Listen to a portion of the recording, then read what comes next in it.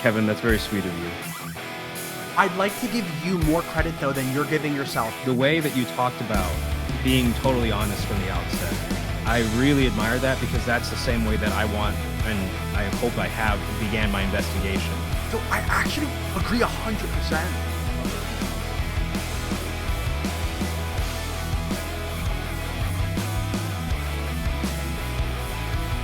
All right, welcome to Conversations with Catholics. I am here with Suan, Sonna. I'm very excited for this episode. I'm excited for a bunch of reasons. So, Suan, you were on Pints with Aquinas about a year ago, and you recalled briefly your journey from Protestantism to a pit stop at Agnosticism to Catholicism. And I find a really funny parallel with that story. I myself was Catholic. I took like a brief pit stop in like a mere Christianity version of Protestantism before I wound up as an agnostic. That's why I'm really excited to talk to you today. So on that front, I would like to mention that on Pints with Aquinas, you told Matt Frad that there's like a 70% chance that if you reach out to a famous person, they will actually respond to you. And I am proud to say that this conversation is proof that you were right. I have reached out to a famous person, they responded. So thank you so much, Suan, for coming on the show. Yeah, no problem, Kevin. That's very sweet of you. So my first question, Suan, you've mentioned in the past that you had LGBT friends in high school, and that initially, at least, that was a hang-up for you. I guess my first question for you is, how big of a role does natural law play in your Catholicism? And do you still wonder about any of the church's teachings on anything related to natural law, specifically, I guess, with like homosexual relationships and all that? Or is that kind of settled for you? And do you not really dwell on that too much? Kevin, you're dropping bombs already for the first question. Yeah, well, I will say that it was natural law theory that made me a Thomist in the first place, and then eventually set me on the path towards becoming Catholic. I originally began as a Protestant, then kind of a liberal Protestant.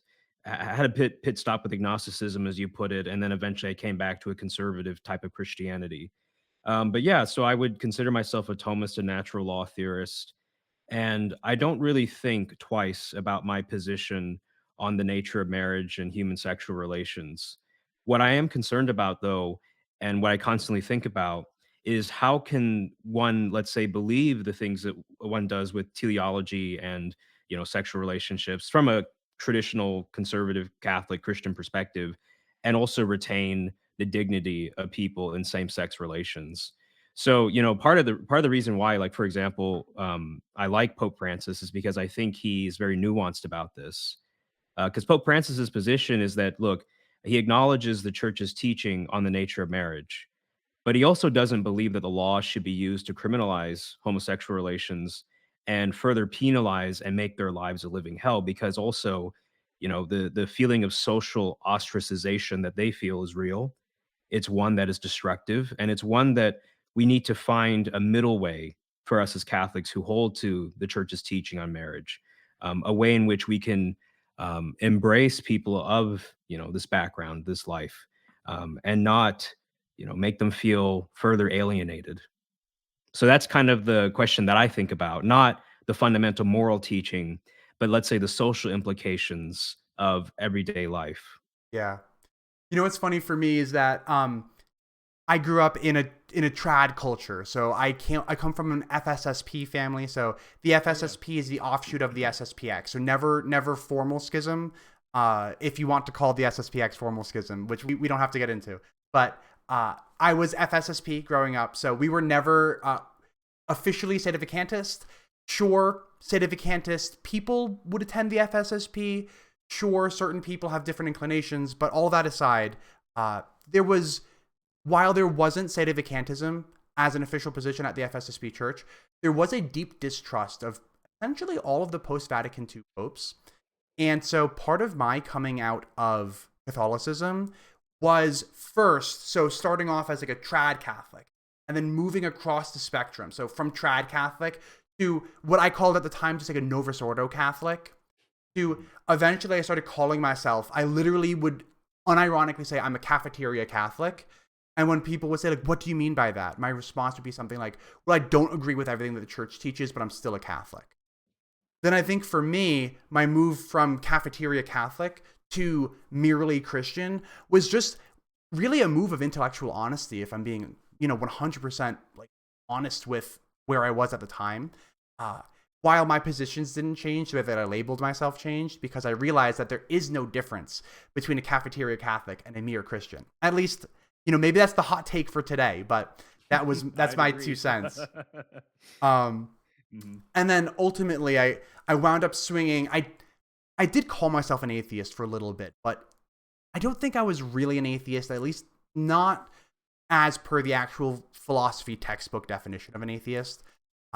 And so today what I just call myself is an agnostic.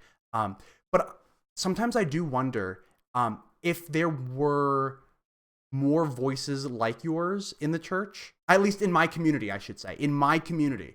If there were more voices like yours, I almost wonder if I never would have gone through all those phases. And of course, it's too late to know now, but sometimes I do wonder about that. So I think that your project, right? Well, maybe I shouldn't call it your project, but that the mission that you just described of the church trying to preserve the dignity of people who maybe the church didn't do as good of a job preserving their dignity in the past. I think that's a very noble goal, and so I just want to commend your calling that out as, I think, like something worth pursuing, for the church. I think that's cool. Yeah. Yeah.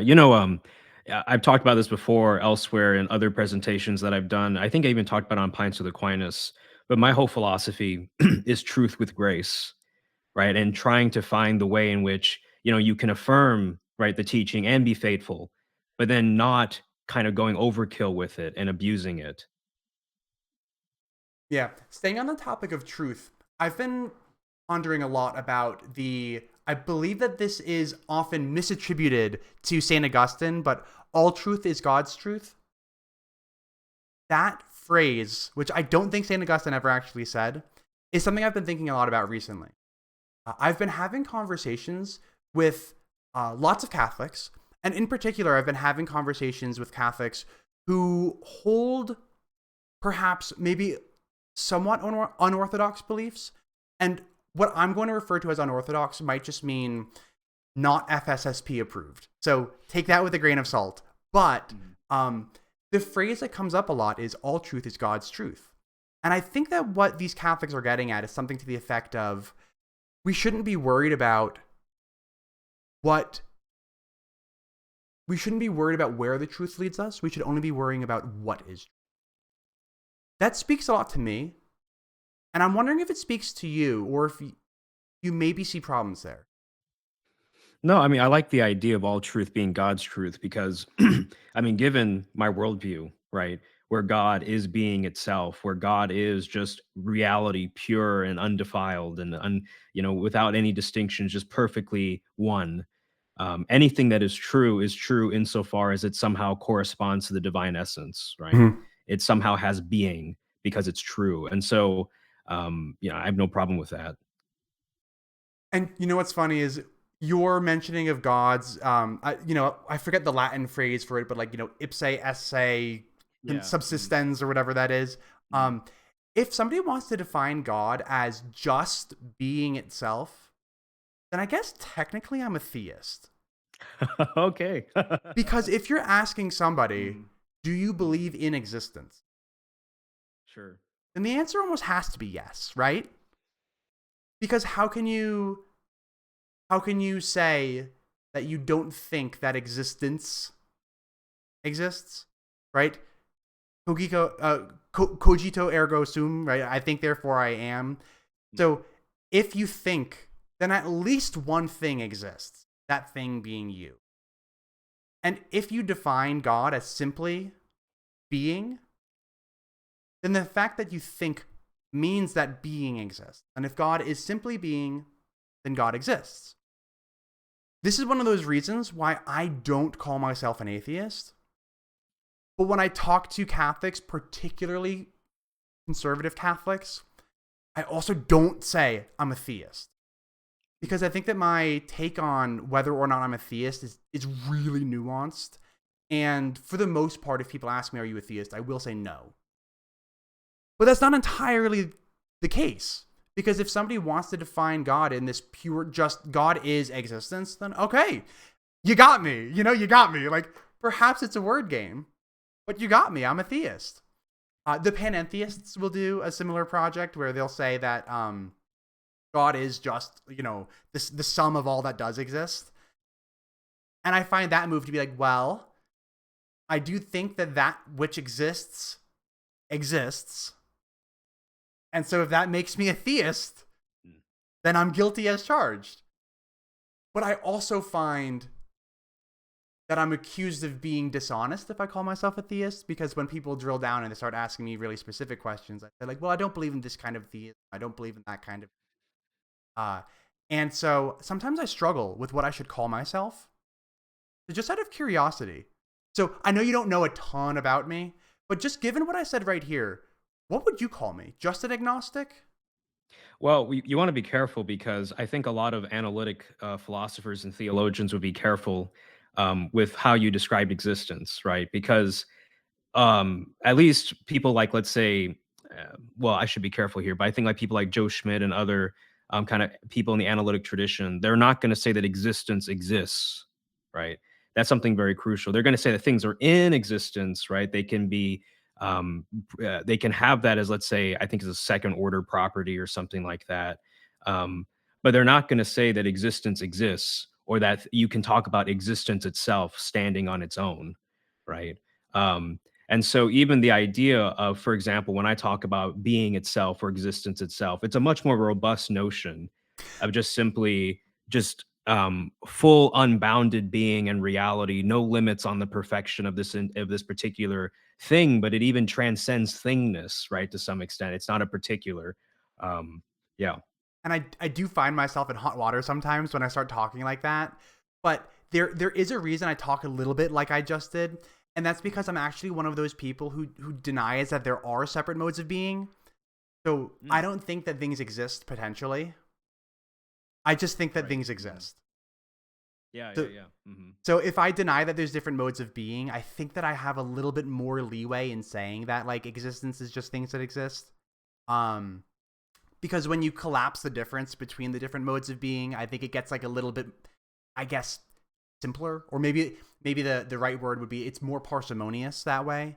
Um, but yes, when you start actually introducing different modes of being, you do wind up in hot water if you start talking like I did. Like if you speak as sloppily as I just did and you don't qualify that you don't actually Mm. accept different modes of being, then yes, you wind up in hot water quickly.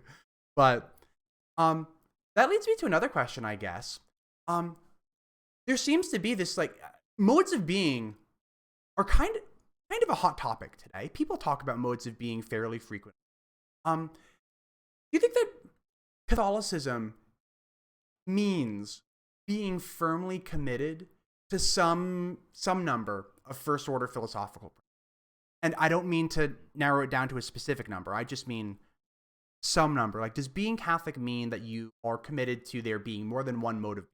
And that's just one example. Maybe being Catholic doesn't commit you to that, but maybe being Catholic does commit you to some Aristotelian metaphysics. Maybe you do have to think that theology really.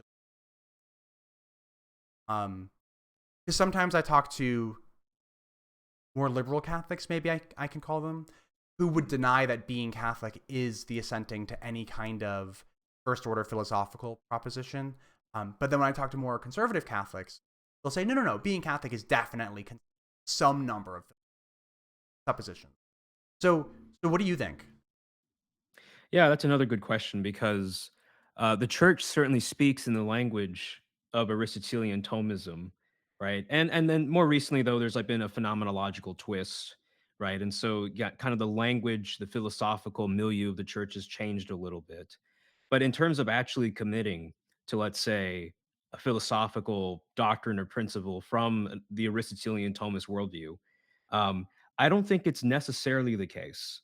But I am going to say it's easier to kind of read the magisterium of the church if you accept the philosophy at hand, right? And certainly, I mean, obviously, there are all kinds of ways that a Catholic could make sense of certain things, right? So, for example, I know that Joshua Sijuwati, for example, in his paper defending a neo-Aristotelian account of transubstantiation, he uses the analytic framework to explain, right, like what's going on with transubstantiation. Although he does it from a neo-Aristotelian perspective, so maybe that does put a cap on, let's say, if he wanted to go down the nominalist route, right? But I mean, I think the church definitely is talking about substances. It definitely has a robust realism, and I would say it strongly gestures towards Aristotelian Thomism. Um, so it's kind of, in a way, an answer and a non-answer, right? The answer is it's a lot easier if you accept Aristotelian Thomism, but at the same time, though, there's no dogma, like you must accept the act potency distinction or something like that. Yeah, But I yeah, mean, if a Catholic can find a way within a different philosophical framework to articulate the doctrine in an orthodox way, in a way that's still comparable with the Aristotelian Thomist expression, then that's fine. yeah. You picked on nominalism for a second, and so let me qualify this by saying, who am I, right? I'm not anybody. I'm not even Catholic, so this isn't my place to say. But if I were to pick one like kind of first order philosophical supposition that Catholics must be committed to, it would probably be some form of realism. Now, Yeah, moderate right. realism versus a more Platonic realism, I think both are fair game, Catholic Church. Mhm, But I don't think that nominalism is fair game within the Catholic Church. And mhm. I'm not the only person who said this. Catholic Answers has written a few articles about how Catholics can't be nominalists. And I was having a conversation recently with one of my Catholic friends about nominalism. We were talking about what are some of Kevin's biggest stumbling blocks. Like, why isn't Kevin Catholic? Um, Mhm. and of course, it's not as simple as, well, it's just nominalism. But I did identify nominalism as one of the big things. So I am a nominalist, and I blame this largely on my education. So I'm an engineer. So Yeah. Oh, yeah. I'm probably like as Mhm. close to being an empiricist as you can be without literally being an empiricist, but I'm darn close, um, dangerously close. Uh, but um, nominalism to me seems true, and if nominalism is true, I don't think that you can be Catholic. Now the interesting thing is that my friend has Jesuit uh, conceptions about dogma at large. And so he was actually sending me some articles written by Jesuit priests about how you can actually couch certain, like you can be a nominalist and a Catholic. I responded by quoting the Council of Trent. Trent defines transubstantiation Right. in terms that are at least moderately real. Mhm. Trent explicitly defines transubstantiation as the mysterious swapping out of one substance for the other while the accidents remain unchanged. Right. And man, if you're going to try to couch that in like nominalistic terms, oof, like that's quite the project, right? Um Let me pause there and just see, like, is there any hope for a nominalist to be Catholic, or do you think that the nominalist has to become a realist of some stripe? Well, I would say that I think the assessment that you have to be some kind of realist at least seems to be the fairest, right? Because I think it's as you put it too, it's really difficult to imagine a nominalist somehow trying to make sense of transubstantiation within their worldview, And so that's why, for example, I didn't say that you had to be an Aristotelian Thomist, right? There are other kinds of realisms out there Mm-hmm. that you could express Catholic doctrine perhaps in, but it has to be some type of realism, right? I think especially throughout the tradition of the church, there's this idea that there's this objective exterior reality to which you must conform that is independent of you. And so, if that's the case, then I think some type of realism has to be true if you're a Catholic. Let me maybe offer just the slightest bit of pushback there. So, Mhm. um, I don't think that the nominalist has a problem saying that there's like some kind of objective reality, outside of you. I think that they would just say that all of reality is exhausted by um, individuals. So concreta exhaust all of reality. I think that's all that the nominalist is to. um, which might be like a humbler claim than Mm. what some realists would want to put on the nominalist. And this is in my very amateurish understanding of everything, so take everything I say with a grain of salt. But um, I guess with that in mind, my question for you is this. So I'm coming to you for advice, Swan. So I'm this guy who has a great appreciation for Catholic culture and even like identifies in some way with Catholic culture. Like I unironically will. So I scared my wife by putting on Gaudete, the Latin hymn like that they sing around Christmas time. And I was singing along with it in Latin because I grew up FSSP. Um, and so there's parts of Catholic culture that I thoroughly enjoy, and I kind of can't do anything about it. You know what I mean? I grew up Catholic. It's who I am. It's in my it makes up part of who I am. But if I am a nominalist, it almost seems like I'm out of luck. So if I was coming to you for advice, I said, Swan, I have this deep appreciation for Catholicism, but I also want to be honest. I am convinced of nominalism, so I can't be honest and claim to be a Catholic. Mm. If I came to you with this conundrum, what would you do besides just shake your head and be like, Kevin, I can't help you, buddy. You're out of luck. What would you say to somebody who came to you with this problem? Yeah, and really quick, just to kind of back up to the last question or the last point, when I was talking about how in the tradition of the church there's this talk of an objective reality, what I mean is that throughout the history of the church, it seems as if people thought they could meaningfully use language and apply it to reality outside of themselves, right? So it's not that it terminates in the language itself, but that the language is actually mapping onto something beyond just what's perceived, if you will. Like it's getting to the heart of essence, substance, reality, that sort of thing. So hopefully that's better in terms of kind of nuancing my statements. Yeah, Now, for sure. if you were to come to me and ask me about, am I out of luck if I'm anomalous, right? I would kind of sit down and I'd ask you first, how would you understand transubstantiation, right? How would you understand, let's say, doctrines like Mary was assumed body and soul into heaven within a nominalist framework? Or even when Vatican I talks about the simplicity of God, what exactly does that mean to you, right? I want to sit down and kind of learn better your position. Because I mean, I know that there are some nominalists, like let's say, Locke, who would would want to talk about essences and such, but acknowledge, at least within his epistemic framework, he didn't think that you could really go all the way and really know the essence of a thing, but you could kind of, if you will, talk around it, right? That might be one possibility.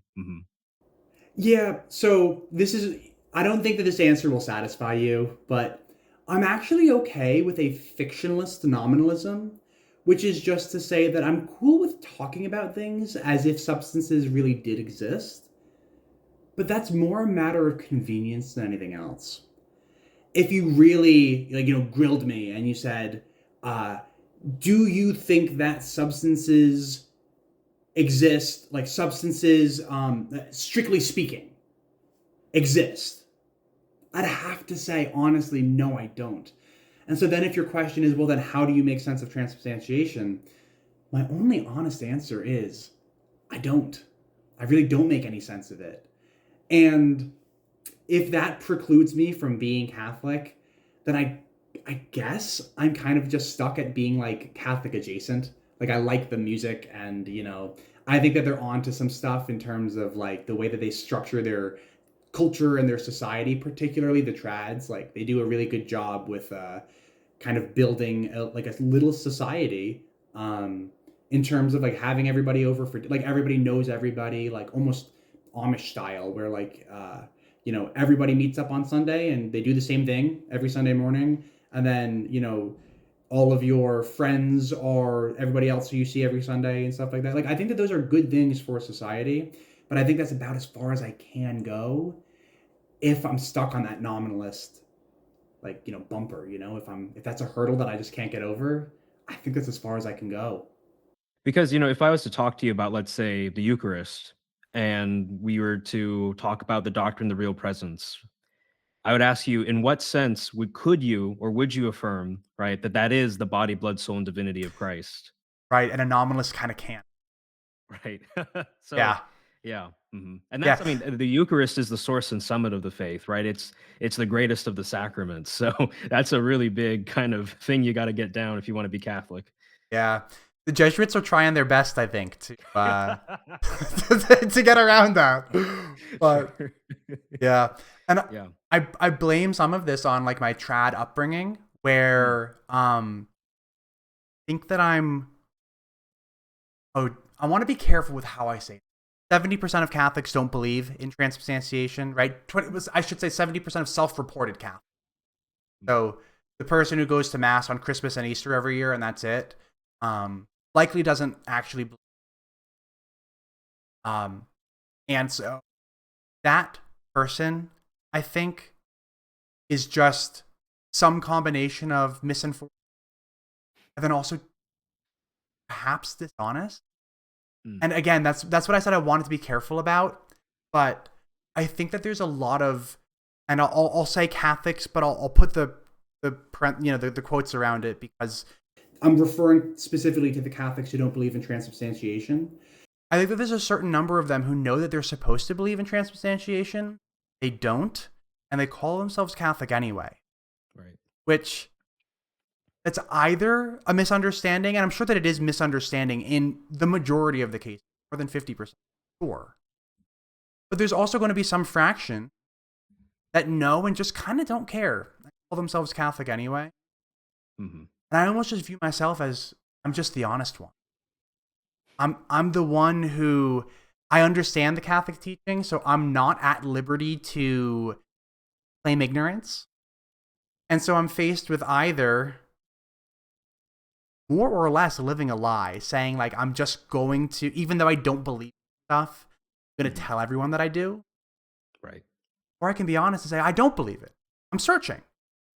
And I don't plan on ever giving up searching. But right now I don't think that transubstantiation actually describes anything. I don't think that substances leave and then enter the host because I don't think that substances exist.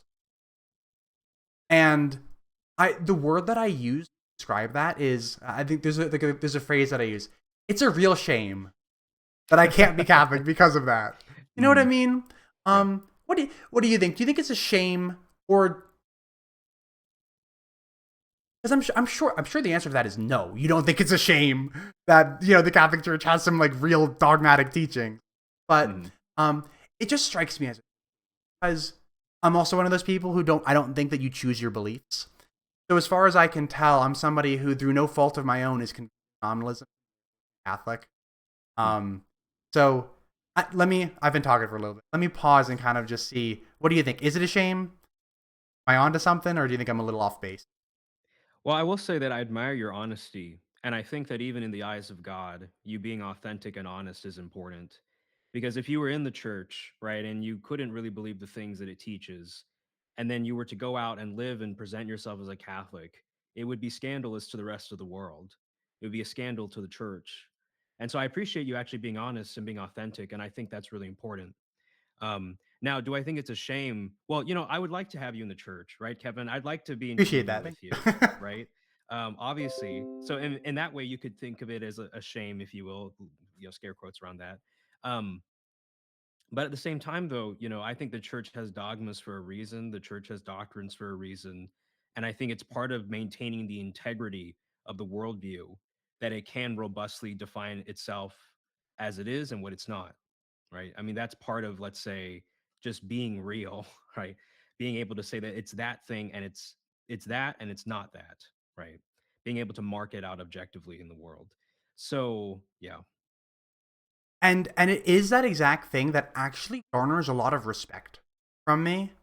I think that if I was in the exact same shoes that I'm in now, except that I was born into some kind of Protestant family and I was leaving like Protestant culture, I think that I would be a lot more tempted, and perhaps I even would still call myself Protestant. No, I wouldn't. Protestants don't normally call themselves. You know what I mean? Yeah. I'd still call myself evangelical Baptist. because of what you just said. Mhm. You just highlighted the fact that the church has this official list of things that you gotta believe this stuff if you're going to be Catholic. And I respect that because frankly, it makes our lives easier.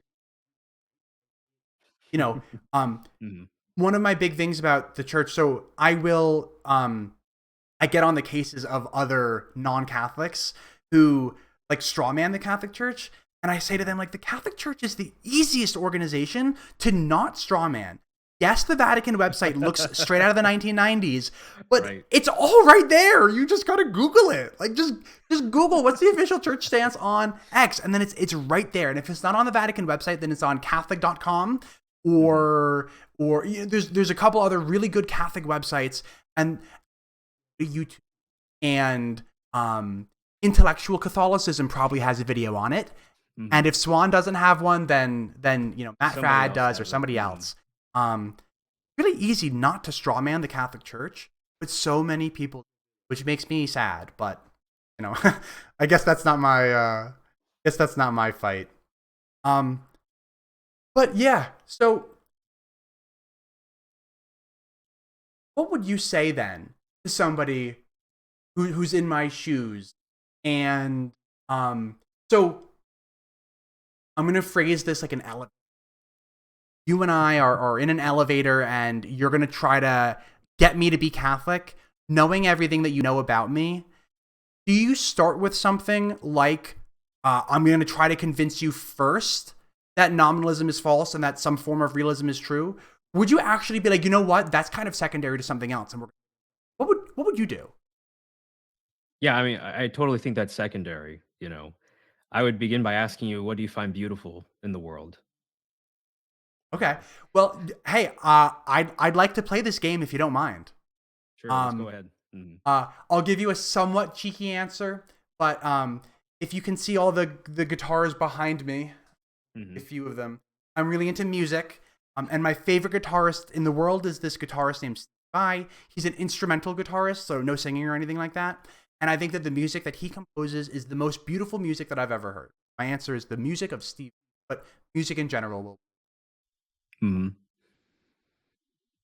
And so, I mean, one of the reasons why I'd begin there is because, and this is still part of the pitch, I guess, if we're still in the elevator, right? I actually like to vocalize what my strategy is. So don't think I'm going now into from the first person to the third person or something like that. Yeah.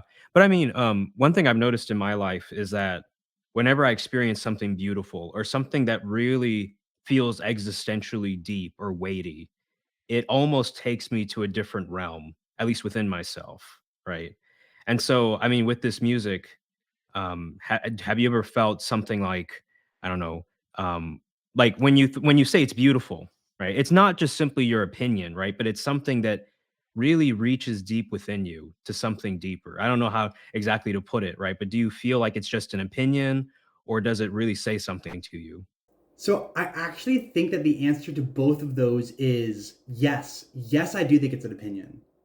And yes, it really does say something to me. Now, say something to me, obviously being understood in like a figurative sense here. But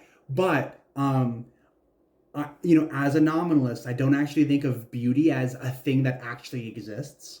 Um, my understanding of beauty is in this kind of like fictionalist, nominalistic sense, where I think that human beings have um, sense perception, and we perceive some things as pleasing and other things as not pleasing, and we call those things that are pleasing beautiful. At least pleasing in a certain sense. Like I don't know if we would refer to like ice cream as beautiful, but you know what I mean.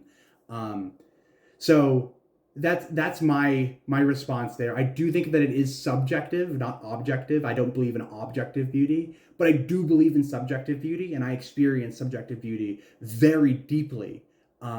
Particularly when I watch Steve Vai live, and I saw Steve Vai live a couple months ago, and I had a religious experience at that concert, using religious experience in a somewhat tongue in cheek there, but you know what I mean.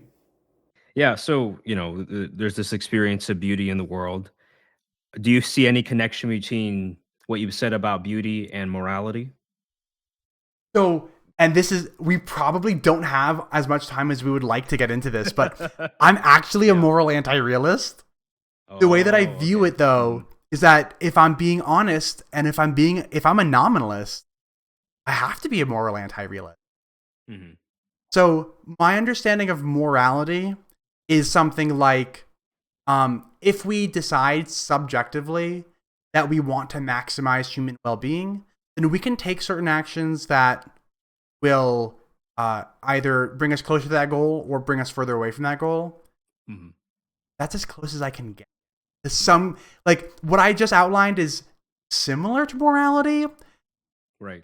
but I don't think it's quite the same thing. Because if I asked, so I think some religious people would say that morality is about human flourishing. Even some conservative religious people, because ultimately it's about what's getting you to heaven, and heaven is the ultimate human flourishing. But other people wouldn't say that. Other people would say things like, getting to heaven is not like the goal of morality. Like morality is just about glorifying God. So like, even if you had a 0% chance of getting to heaven, you still ought to glorify God, because that's what morality is. And if that's your stance on morality, then I just straight up, I'm just a moral anti-realist in that case. If your take on morality is something more akin to human flourishing, then I can get close. I can gesture at what you're gesturing. Yeah. But I'm at the end of the day, I have to be a moral anti-realist because of my other philosophical nominalism. Yeah. With time being kind of limited, let me just say a few things to kind of jump ahead, because usually the method would be more Socratic and careful, but I'm kind Yeah. of jumping. So when I was agnostic, there were kind of two things that stood out to me. One was I listened to, or I watched this kind of fictionalized conversation between C.S. Lewis and J.R.R. Tolkien. And, two actors did a brilliant job. And in this clip, what I found so fascinating was, um, Tolkien talks about how really it's, because Lewis is coming in saying that religion's the shackle on us, these myths and superstitions have held back humanity. And then Tolkien actually says it's actually your materialism that has confined you and limited your ability to see reality. And actually, in myths, there's more truth than you ever realized, right? And actually, all myths are pointing to the true myth, right? He calls it the Christian story. But that's one interesting thing I thought about. Like, for example, with my skepticism when I was agnostic, what if I flipped the script and thought about, what if it's my philosophy? What if it's my skepticism that's also blinding me, right? What nuances and checks do I have in place for how I'm viewing reality? Um, and is there something about religion on a philosophical plane? I know socially this is controversial, but just on a philosophical plane that's liberating. Like, for example, take Lewis's argument from desire. A lot of people would dismiss that argument, right, as being, kind of fanciful and wishful thinking. But it's funny because over time, as the years have gone by, that argument just convinces me more and more every year, right? As I have more desires, more human experiences, as I experience loss and gain in my life, there's something about the argument from desire that speaks to me, right? And there's a way in which I think with religion, I feel safe to be human. I feel safe to say, well, you know what? I think substances are real. And my language inevitably speaks about substances and teleology if it's as if it's real. And so why not just be free to believe it to be the case, right? Especially since there's a lot of explanatory strength. There seems to just be a hair's length, in my opinion, separating me from language and reality, right? So the other thing I want to say is, the other thing that brought me back to religion from my agnostic phase was a righteous anger against God. Hmm. That's funny to think about, right? Um, but what led me to agnosticism in the first place was when I was with my father, and he would go on these ministry visits with different, kind of members of the congregation. And there was one encounter where I met a woman who was dying in the hospital, and in her hospital room, there was a crucifix on the wall. And I think you remember the story, I do. but basically, I just thought like, okay, Christ, you just abandoned this woman. She's suffering. She's dying. And I kept on, I became an agnostic. I declared it. I wrote to William Lane Craig all my objections. And I was reading just so many books about evolutionary history, evolutionary biology, the history of life, well, the history of life, evolutionary history, all that, and theodicies on how God could have potentially created a different universe with different physics. And it was just all so much, right? And it came to this point where I had this righteous anger against God, where I said, God, you had better do something about this. You had better exist. You had better have a plan for all this in the end, right? Because deep down, the evil and suffering in the world, it really angered me. It really moved something in me where I just said, I can't accept that this is the end.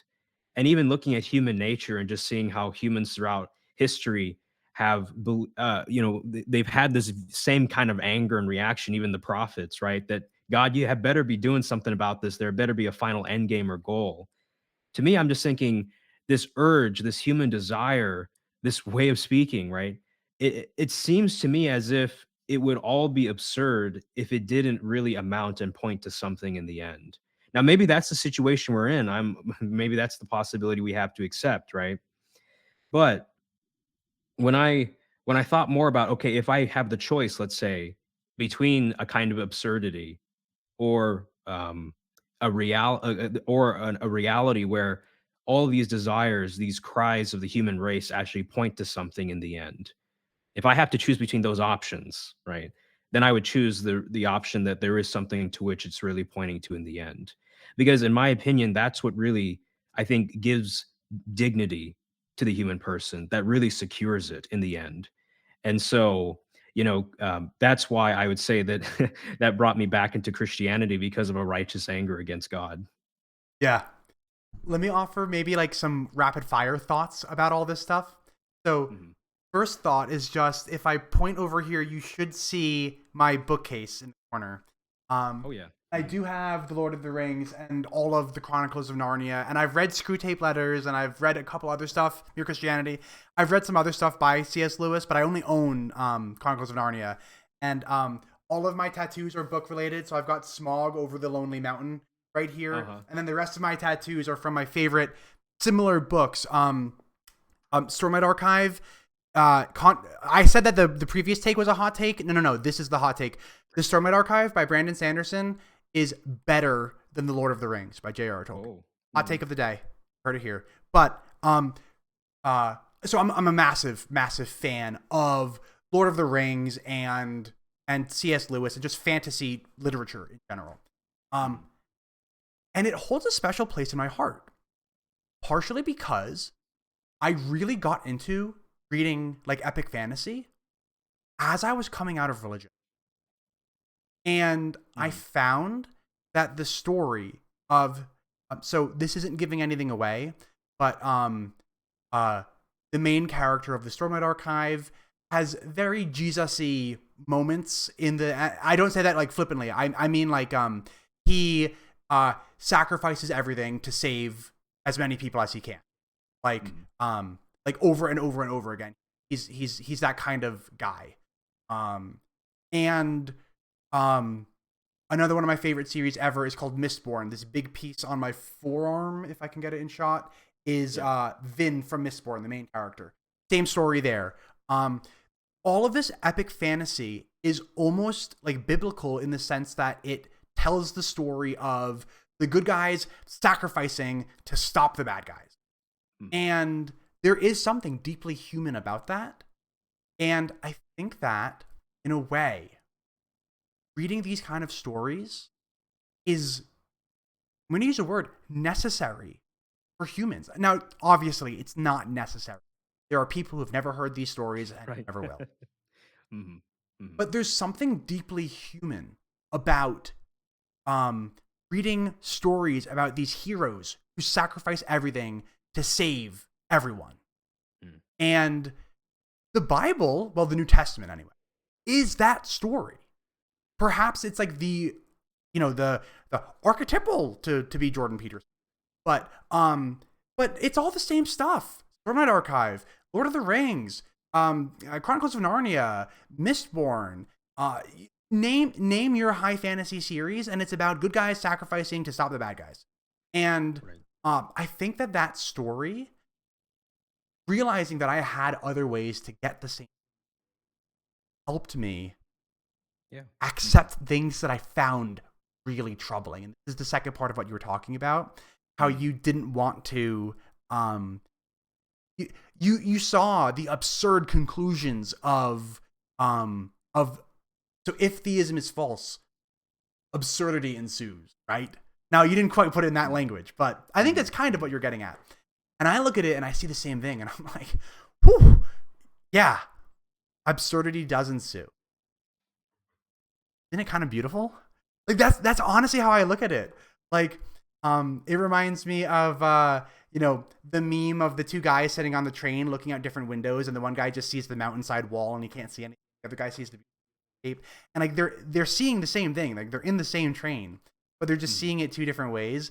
I almost look at the absurdism of everything, and I'm like, oh, thank goodness, nothing matters. Like that's it. Like I can sigh a sigh of relief. Um, Mm. and I don't know, I just find something beautiful in that. And then I get access to the same stories that religion used to give me by reading Brandon Sanderson. Because I do think that it's important for humans to read stories like that. They are uplifting. And the absurdism of reality would crush you if you didn't have something like this to lift your spirits. And I think that religion lifts a lot of people's spirits. Religion doesn't lift my spirit because I don't think that it's true, but Mhm. my spirits get lifted by something different. Um, and so that's kind of just like my take on. I've never done like a video on the role of like high fantasy literature in my life, but I view it as almost like a like what religion am I? I'm a Sandersonian. I love the works of Brandon Sanderson. Like you know what I mean? Mm. It almost like fills a gap for me. Um, so, but the key point is here is that I do agree with you that without theism, absurdism ensues. Mhm. But if all truth is God's truth, you gotta just follow the truth wherever it leads, even if it leads to something that you find crushing. Oh yeah. It's Mhm. crushing, but it's true. I'd rather believe that than the comfortable lie. And that's kind Right. of where I find myself now. I'm deeply uncomfortable with a lot of the things that I currently believe, but I believe them because I think that they're true. I don't.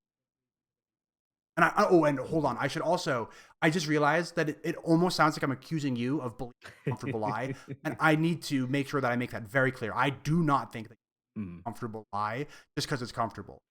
I think that you were, though, pointing out that it gets really uncomfortable really quick when you Mhm. dispose of theism. And I'm agreeing with you. It does get really. Yeah.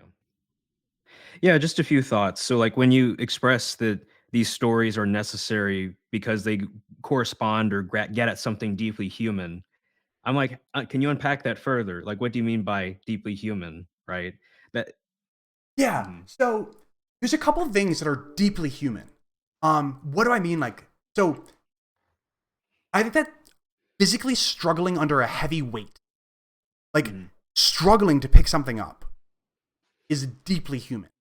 That's why people go to the gym. They go to the gym to struggle to lift something up, right? Um, Running could be another example. I don't run enough, but when you go on a run, you are doing something deeply human. And I think that reading books like this is the same because, and I don't know this to be the case, but I imagine that if you were to look at like the rush of chemicals in your brain when Mhm. there's a runner's high and there's a lifter's high, like it feels good to take that heavy weight and to push that weight up and you got it. That feels Mhm. good. And it feels good to read about the main character beating the bad guys. That's what I mean when I call something deeply human. On a physical level, all that I'm getting at is there's some rush of chemicals in the brain that makes you feel like nothing else. Like Mhm. nothing else. I'm Irish. I like to drink. But, you know, uh, alcohol and other drugs have nothing on and I'll use the word high. Obviously, I don't mean, a drug high, but the high of reading a good book or the high of lifting something heavy. There is something, and that's what I'm referring to as something deep. Yeah. Well, so it's interesting because it sounds like when you talk about something that's deeply human, I mean, all the things that you talked about, like lifting weights, running, whatever, these are things that other animals and creatures can do and have done for millions of years. If you accept that hypothesis or that theory, I should say, And I not do. hypothesis. Yeah, yeah, good. Yeah. And just for your listeners, in case, right? I know that I got flack on during my Pints of the Aquinas interview for talking about evolution and creation and all that. Oh, But we don't need to get into this, but I grew up a young Earth creationist. I was a young Earth creationist oh until I yeah, went to high school, and I yeah. actually debated like not debated. I was that annoying student who raised his hand all the time to be like, actually, professor, humans and dinosaurs did Actually, coexist. Um, right. but I dropped my young Earth creationism in high school, so I haven't been a young Earth creationist well over 10. That's an Right. aside. Just wanted to let you know. Yeah, I mean, when you talk about, it being deeply human and you describe these physical qualities and so on and so forth, these physical processes. I mean, obviously, they're not unique to human beings, the chemistry, the feeling, maybe even the feeling of triumph, right? But I mean, one thing that you could say is we interpret these physical experiences, this physical phenomena, and we assign it a value Mhm. as good, as, powerful, as triumphant, right? And I think that's what you're really getting at, in my opinion. The interpretation of a physical event into a value statement. Yeah. If by value you just mean like this is something that humans enjoy, then Right. yeah, like I'm on board. Yeah, okay, so then, my point with all that then is that it seems like something about humanity's capacity to assign value to things and to experience them as valuable, right? That's what you find deeply human, that capacity. I don't know if that's exactly what I was getting at because I Mm, actually do imagine that animals have some kind of like animal value system. Like mm, I have cats and my cats value some things more than they value other things. Um so uh that might not be entirely what I'm getting at, but it is definitely gesturing at it. Um and also I'll just say when I say that something is deeply human, yeah. I don't necessarily mean uniquely human because I don't know if you would actually agree with this statement, but I do agree with the statement that humans are animals. Mm, Um uh Now the human animal is a different kind of animal than all other animals in the sense that we appear to be by far the most intelligent animal that has ever existed on Earth. Um, but things that are deeply human would probably be deeply animal, yeah. by and Mm, large. But there's going to be a few things that are deeply human that are not deeply animal. So, like, something that's deeply human doesn't mean unique human, I suppose. mm, Um, mhm. so, and like running, I think is a great example of something that I am going to call deeply human, but perhaps not. Reading a book, though, I think is uniquely human, if that makes sense, because Mhm. other animals don't read, as far as we can. Right. Right. I mean, so then what you're basically saying is these experiences, um, they're human almost by accident, right? So it's like if I can put it a certain way. So it's not uniquely human, right? It just so happens that a human is experiencing the good or the feeling of triumph from running and the physical processes that result from that, right? Um, I'm if that makes sense. Yes, I'm going to agree with everything that you said with an asterisk next to the word accident. Yeah. Um, Yeah. I don't think Okay. it's an. So I'm a determinist Okay. actually. So I actually don't believe in accidents. But Mm. um, but everything else, there's no asterisk. It's just a plain old check mark. I agree. Okay. Yeah. Yeah. And by accident, I just mean like, um, it just so happens, right, that it's a human who's experiencing the physical process, Oh yes, if that makes sense. yeah, yeah.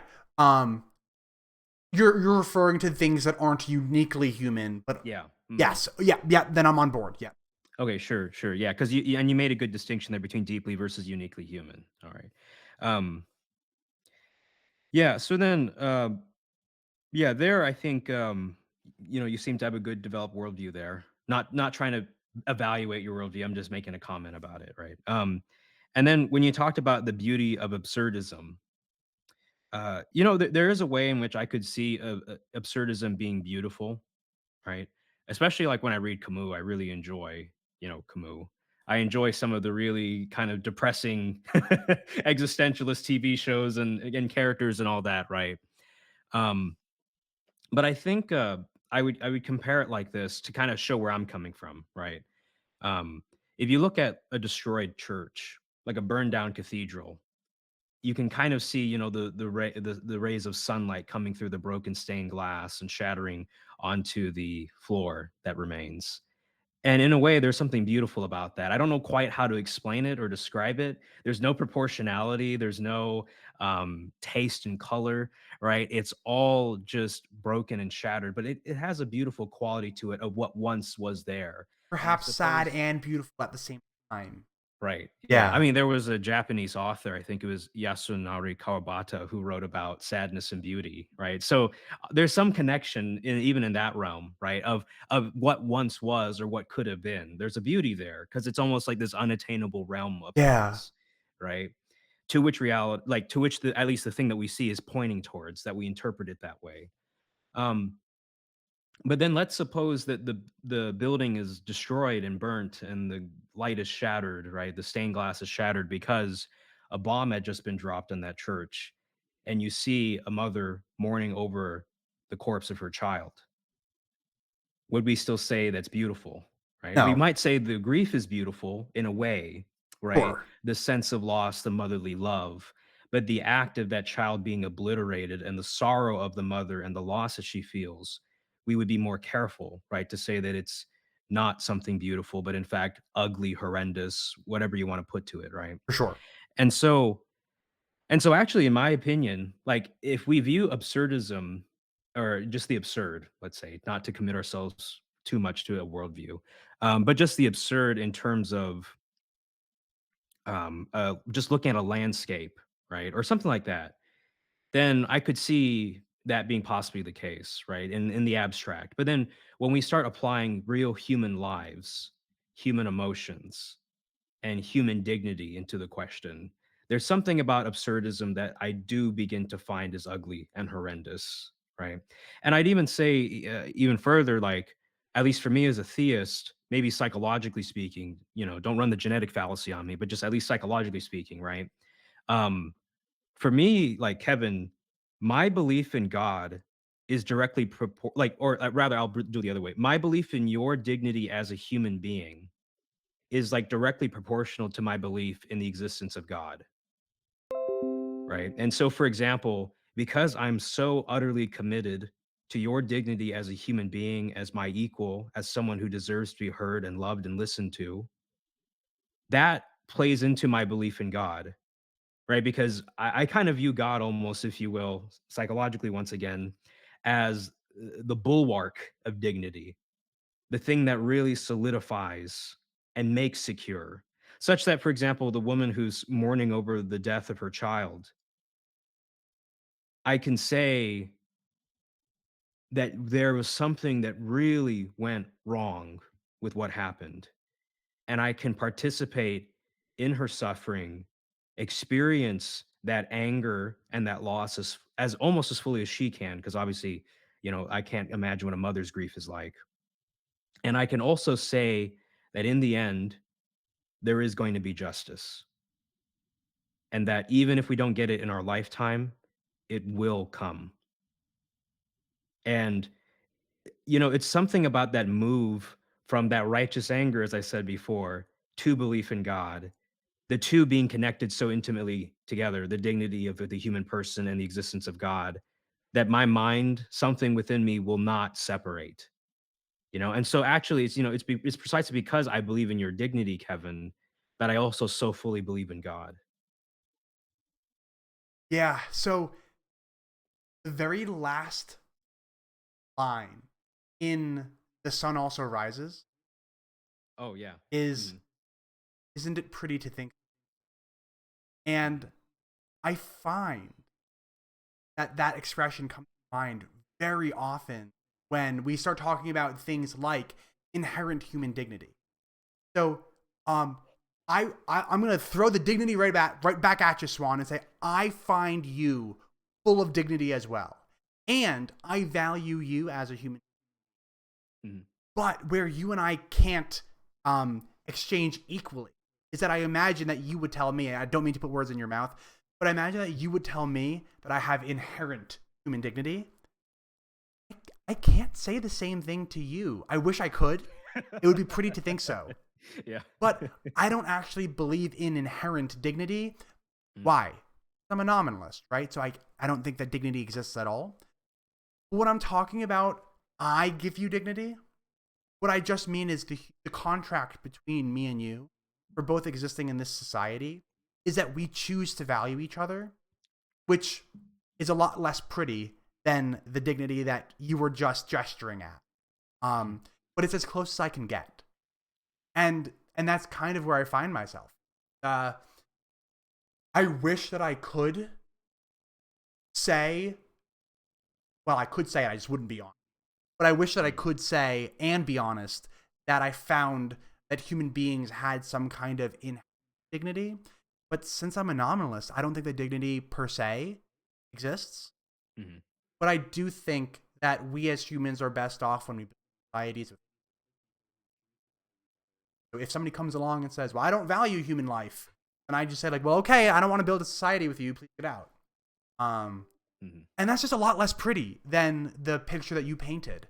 Um, and I think earlier I was talking about how there's some like deeply uncomfortable comfort. Uh, my philosophical position. This is one of those deeply uncomfortable things that mhm, arises out of um, my uh, belief that mm, nominalism is true and mereological nihilism.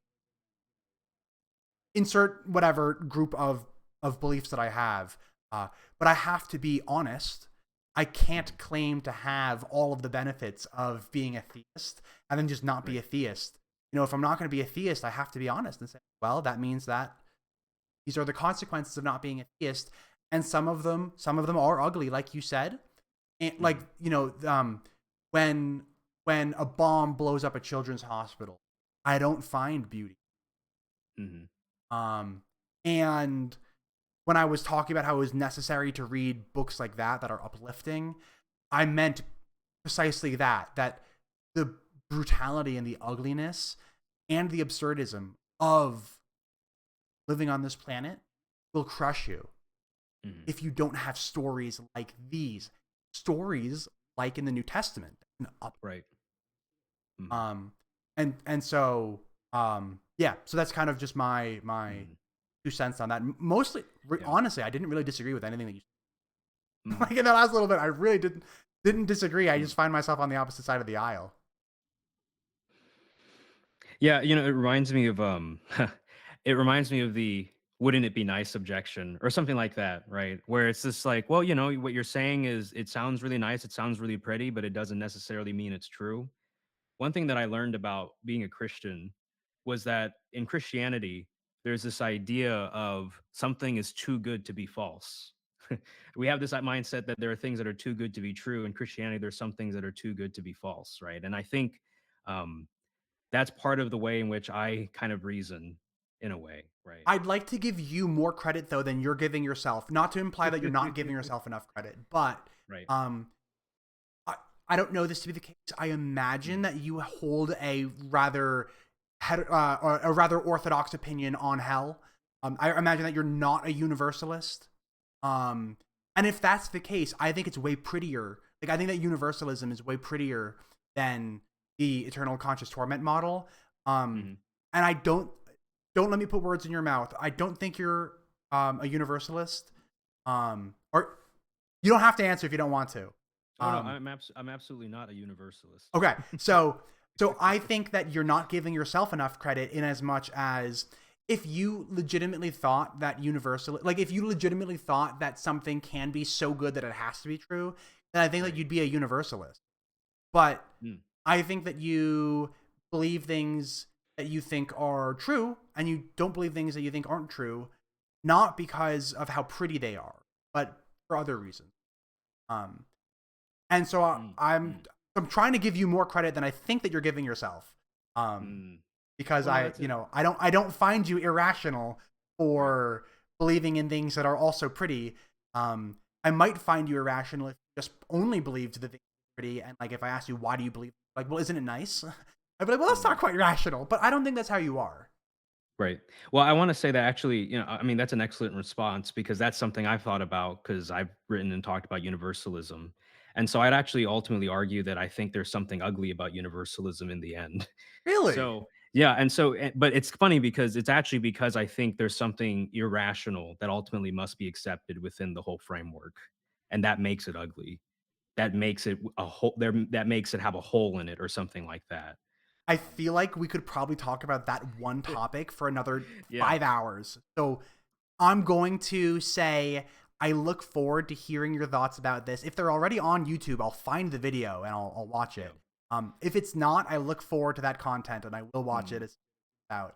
But I told you that I'd keep it at an hour, and here we are, an Yeah. hour and 15 minutes. I'm ready to Um, go 15 more minutes. let's do it because I'm loving this. Um, Yeah.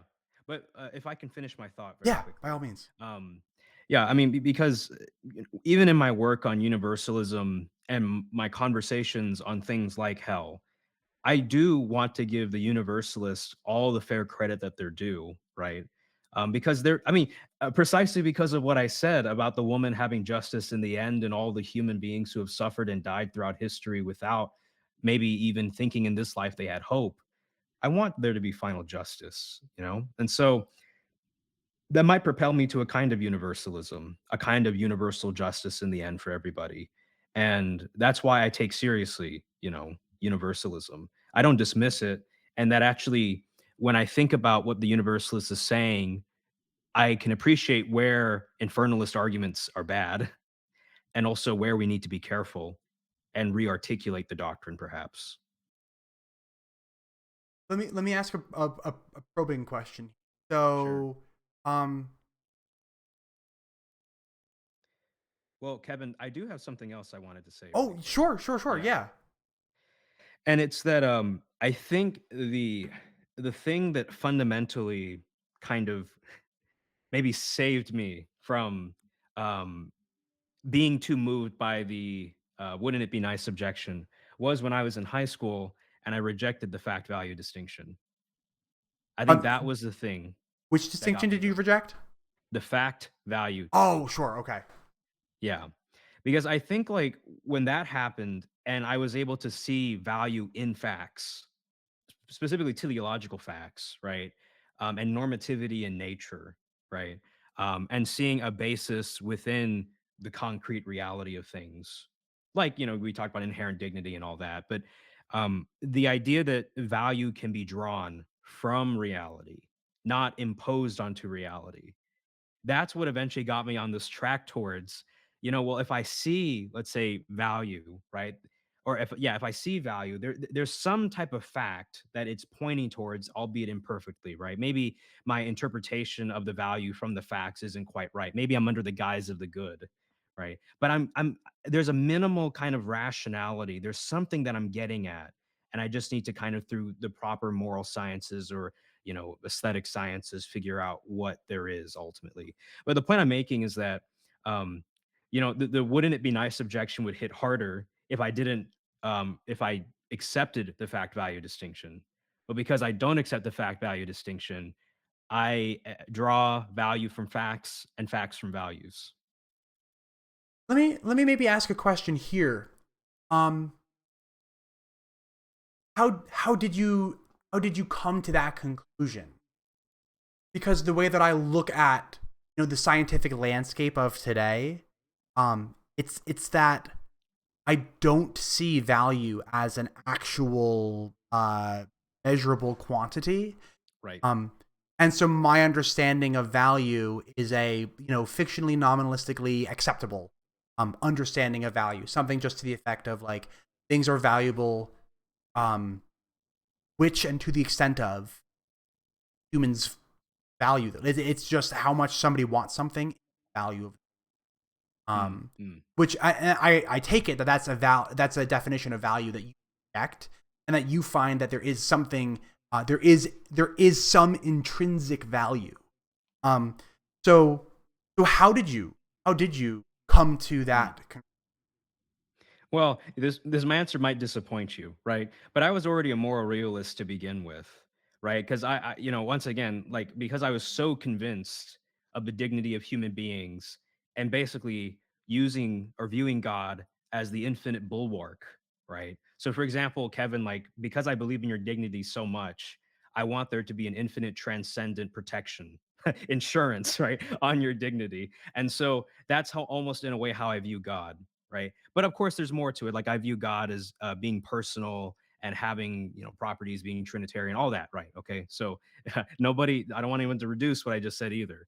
Um, but yeah, I was a more realist. I found people like was it Ruth Schaefer Lando and others who talked about how our intuitions just really point towards, or more realism, and we just can't help but talk as if it's true, as if they're like when you said, for example, best off, right? Well, what do you mean by that, right? It's almost like the import of the language is saying something objective and real, and maybe it's just an error, maybe that's just a mistake, maybe it's a fiction, right? um but it just seems so darn intuitive to just affirm that it's real, so why not? Although that might not be convincing for some. Yeah. I I'm not gonna call it plain old not convincing. Sure. I'll say I'm not convinced by it, and I'll Yeah. briefly sketch why. So I'm gonna borrow heavily from the work of Ted Sider here. Um, he wrote a piece about mereological nihilism, and he was going through arguments against mereological nihilism. So he was supporting mereological nihilism, but he was saying here's why people reject mereological nihilism, and one of them was just it's really counterintuitive. So like Right. the idea that like tables and chairs don't exist is super counterintuitive. Um, Oh, really? so so how yeah so how do we get around this? How do we get around this intuition? And the way that he did it, he just said intuitions don't appear to be a reliable pathway to truth. People have the Okay. intuition that things are Right. Right. solid, but when so this telephone is solid, right? Um, when I try to put my finger straight through it, I can't, but it's not actually solid. Like, if you were to look at the chemical makeup of the phone, the vast majority of it is empty space, which is Right. deeply counterintuitive, but we know that it's true. Mm. And so, if intuitions aren't a reliable pathway to truth, then it seems like we might not be justified in believing things on intuition alone. Oh yeah, yeah. Because then I would add on top of intuitions, then also intellectual virtues, right? Like you also want to be rigorous and studious and actually investigate, right? But at least there are people who would defend intuitions to some extent as just at least minimally grasping at something that we know that we are noticing to be at least true in some way, even if it's not the full truth, even if it's just a partial truth. But it's not like our intuitions are happening for no reason at all, if you will. There's like something there that it's kind of grasping. So I actually agree 100%. The thing, though, that I'm going to say that we are grasping at is going to be different than what you're saying we're grasping at. Um, I think that humans have these moral intuitions because that was best off for the survival of our species. The things that we have these moral intuitions about are, generally speaking, the things that are going to increase survivability. So, like, it seems like a moral intuition that it's like a good thing when one guy sacrifices his life for the many, especially for like the women and the children, right? Um, and like, why is that such a deeply held moral intuition? Well, I guess there's these two competing analogies, not analogies. There's these two competing theories. The one is that, well, it is like there is a moral fact of the matter, and the moral fact of the matter is that it is morally good for somebody to sacrifice his life to save the lives of others, especially women and children. That's not the hypothesis that I find myself agreeing with. The one that I find myself agreeing with is this moral intuition actually comes from the fact that it's good for the survival of your immediate tribe if you sacrifice yourself to save them. And so it's something that's built into us. It's built into our brains because it's good for the survival of our species if we have this inbuilt moral intuition. Yeah, and I mean, and this is kind of another way to get back at some of what I was saying before, which is, um, you know, and obviously once again I'm not doing like the kind of rational theistic apologetics. So for example, the things that convince me that God exists, obviously like things like Aquinas's five ways, the deente, they're not going to get off the ground with you, right? We would need to work on some more fundamental issues. But things like even um like Rob Koons's and Alexander Pruss's defense of the existence of God from the principle of sufficient reason, or even the arguments of causal finitism, right? Which I think are quite compelling and play a part in my belief in God. Um, I'm kind of bracketing those things off to one side and focusing on kind of, if you will, axiological, practical reasons Yeah, for yeah. why I believe in There's God, only, there's right? only so much space within one conversation. You know what I mean? Right. And also I don't feel very qualified, because I've Oh, been me focusing neither. more on But I I've do been it focusing anyway. more focusing more on like biblical theology lately, right? And Yeah. if you don't do the philosophical stuff often every day and training, then you get rusty really Oh yeah. fast. But when you talked about how as human beings, it's we are hardwired in a way to see value in self-sacrifice, and we have these moral intuitions precisely because we've been conditioned to believe that it is good, right, that the group survives, and something like that, or the women and children, right. I would even categorize religious beliefs and myths, as you talked about how it's necessary, right, to read these things in order to survive. I would even incorporate that and ultimately come to this conclusion, right? Which is, imagine how absurd it would be if we are so deeply hardwired for believing that there is something good and valuable here, for believing that there is really this thing called justice, or we want to believe that, really believing in myths and stories, but it all amounts to nothing more, right, than just a fiction, just a construct, right? Um, and there, like, I would say, if I have the choice, right, between absurdity, well, I don't want to. I think that's a fair word. I think absurd is a fair word, and I'm somebody who, is sitting here in the absurdity. Okay, so then, because I want to be sensitive to that, right? Um, if I had to accept, distinguish, or choose between the absurdity or that there is something, if you will, thicker and real here, then I would accept the real. I choose the real, right? Because the idea that we would be so deeply hardwired for these things, as I put before, like, beauty, goodness, the belief that there is something beyond us, the transcendent, right? And it not ultimately be the case, or that it ultimately ends just then and there. That to me is too much of a hard pill to swallow, to the point where, right, it does seem absurd. And so I would choose to accept that there is a deeper reality here. Yeah. You At know, risk. Go ahead. I will say that there's a really good video on this by Sarah Coakley. So she's like this Anglican priestess, and she's sitting down talking to, I forget the host of the one who hosts Closer to Truth. Oh yeah, see, I knew it was Kuhn. It's Robert Lawrence Kuhn, right? Okay. He's an agnostic philosopher. He goes around interviewing, these experts of philosophy all over the world, scientists and all that. And he has this episode where he's talking to this Anglican priestess named Sarah Coakley, and Sarah Coakley is absolutely brilliant, because it's interesting because he asks her, like, why should I believe in God, and she doesn't give the philosophical arguments.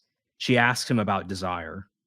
She asks him about, how do you view the relationship between your intellect and your emotions, and he jokes like, oh, I feel like I should be laying down on a therapist's couch, she says throughout the video, like, no, but I think that's the heart of why you're struggling to believe in God, because of what you ultimately view as the relationship between emotions and reason, or values, right, and reason, right? Because what if it's actually reasonable to accept that there are values, and that you have this built-in almost negativity bias, where you say, no, no, but if it's values, then I have to be suspicious. Maybe I can't really give it its full rational due, right? Um, so all of this is to say that that's how I come to belief in God, or that's a big part of my belief in God, right? But I do think that there are rational arguments and so on and so forth. Um, but that's Swan. I think that that was a very honest and introspective answer, because I think that there's like a temptation for a lot of theists to kind of go robot and be like, no, I'm only convinced because of literally the top 5 reasons why I'm a theist. Aquinas is 5 ways: 1, 2, 3, 4, 5. Boom, done. Um, uh, but when I was a theist, I found that wasn't the case for me. And when other theists go full robot on me, Sometimes I'm sure that there are some real, like, purely analytical thinkers out there. I'm sure that there are. I'm sure. Um, like, I'm fairly analytical myself, so I'm sure that there are theists like as equally as analytical as me, just on the theist side. I'm positive of it, but I bet you that it's not more than 50% of theists. I bet you that you are more representative of theists than people who have my disposition, if that makes sense. Yeah. I will say though that you know, it, I do find reason in value, right? But I also need reasons to back up the value too, if Yes, that makes yes, sense, right? Yeah, yes. yeah, But because I think that irrationality and absurdity is also an aesthetic crime. And I do think, I think that what you just said there is probably the most common, like, theistic position. It's never 100% one or 100% the other. It's always a combination of the two, except for the robots. And I feel like some people want to come off as more robotic than they really might be, if that makes sense. Well, Kevin, and I mean, throughout my life, what I've also done is, when I was going through this whole phase in high school of deciding if I was going to be a liberal or conservative Christian, I looked into the psychology of human reasoning because I wanted to make sure that I was doing my investigation properly and not duping myself, right? aren't And always reasonable. when I read Jonathan Haidt's book, The Righteous Mind, and I just saw that it's kind of inevitable that you're going to be motivated and shaped by non-rational factors, Yes. and all you can do is just do your best to work through those, right? Yeah. I kind of just said, from the outset, let me just be transparent. My emotions are playing a part here, as much, maybe more, who knows, than my intellect, right? And so and kind of how you navigate things, you got to begin from the honest place and then just do your investigation as well as you can. The way that you talked about being totally honest from the outset, I really admire that because that's the same way that I want, and I hope I have began my investigation when I was in high school and even now today, where I acknowledged I'm an emotional creature, I'm an intellectual creature, and I need to just be upfront that it's all the above, right? Well, and if I may say so, I think that the fact that you are not the same religion that you were born into is a testament to the fact that your rationality did some pretty darn heavy lifting. If you were strictly, if all that you wanted to do was like the emotional stuff, the chances of you switching denominations within Christianity, I imagine, would be fairly slim. So I think that the fact that you changed your mind in relatively drastic ways is a testament to your willingness to get uncomfortable, due to you using your rational brain to figure out what you think is most likely true. I appreciate that, Kevin. If I can ask you one final question, it would just be, obviously, you're most well known for your typological argument. I'm not asking you about the Eliakim typological argument at all. I purposefully avoided it because, well, first and foremost, I avoided it because that's not aimed at people like me. That's an argument for Christians to have amongst themselves. That's not an argument for me. But then secondly, you talked about it so much, I figure you're probably like talked out about it. So my question for you is what's on the horizon? Like, what's new with you? What excites you? What's going on? Yeah. What should we look out for? Right now, I'm working on a book to kind of put in just kind of full-length form the New Eliakim argument and my research on the papacy, the biblical historical Peter, the history of the early church in Rome. It sounds really ambitious, and I think it is. I asked the publisher for an extension because I realized what a big piece of meat I was chewing on. But yeah, so I'm working on that. And you are right, though, that there are times where I get sick and tired of seeing Eliakim every day on my Word document, So on the side, I am doing research on the issue of icon veneration and the veneration of saints. Hot topic today. Right. And it's interesting because before Gavin Ortlund, before I was aware that Gavin Ortlund had published his critique of icon veneration, I was already moving in the direction of researching veneration of saints, and then icons kind of nicely intersected into that. So you were cool before it was cool. Well, I don't know about that. Yeah, a hipster swan, right? In the Hipster Swan. apologetic. Saint and icon veneration before it was the hot topic. Yeah. Cool. Cool. Well, so all 12 of my subscribers, if they're not already subscribed to you, which they are, where can they find you? Yeah, so my YouTube channel and Apple Podcast, Intellectual Catholicism. I have an academia page that I use from time to time, so you can just type in my name and you'll find me there. And that's about it. I'm a Facebook page too, if you want to follow that. Awesome. Swan, thank you so much for coming on my show. Small channels like mine, it means a lot for guys like you to talk to me. I thoroughly enjoyed our conversation. I look forward. And the way that we first started talking was I was participating in your live chat. I plan on continuing to do that whenever I can catch one of your streams live. I love having these kinds of conversations. I love participating in the chat, but this is even better than the chat because you and I just can go right back and forth like this, which I love. So, Suan, thanks again, man. This was great. And I look forward to the next time we talk. All right. Thank you, Kevin.